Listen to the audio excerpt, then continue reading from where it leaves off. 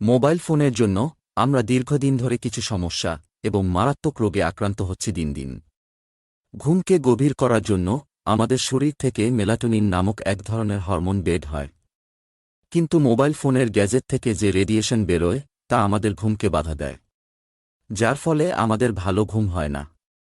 বিশেষজ্ঞরা মুঠোফোন ক্যান্সারের সম্ভাব্য কারণ হিসেবে উল্লেখ করেছে। ২০ বছর বয়সের চেয়ে যারা কম তাদের ব্রেন ক্যান্সার ৫% বেড়ে যায়। সুইডেনের ওরুবর বিশ্ববিদ্যালয়ের বিশেষজ্ঞরা বলেছে, 3G ফোনে আরও উচ্চ ফ্রিকোয়েন্সি ব্যান্ড ব্যবহার করা হয়, যা শরীরের জন্য অনেক ক্ষতিকর। রেডিও ওয়েভের ফ্রিকোয়েন্সি ১১ কিলোহার্টজ থেকে ১ গিগাহার্টজ হয়ে থাকে, আর এই রেজেন্টের মাধ্যমে ইলেকট্রোম্যাগনেটিক স্পেকট্রামকে বলা হয়ে থাকে রেডিও ওয়েভ ফ্রিকোয়েন্সি। এক কথায় বলতে গেলে ইলেকট্রোম্যাগনেটিককেই বলা হয় রেডিও ওয়েভ ফ্রিকোয়েন্সি। ইলেকট্রোম্যাগনেটিকের এর ফলে মানুষের মাথা ব্যথা, ঘুম না হওয়া, স্মৃতিশক্তি কমে যাওয়া, শ্রবণশক্তি কমা ইত্যাদি হয়ে থাকে।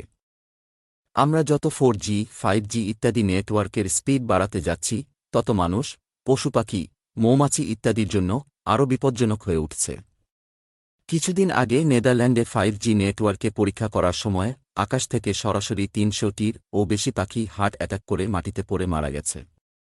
গত কয়েক দশক ধরে দেখা গেছে নারকেল ফলন কমে গেছে, তার কারণ হল মোবাইলের নেটওয়ার্কের ফলে। নেটওয়ার্কের গতি যত বাড়াবে তত ওয়েবের রেডিয়েশন তত কমে আসবে। মোবাইলের যতটুকু উপকারিতা হয় তার চেয়ে বেশি হয় ক্ষতি।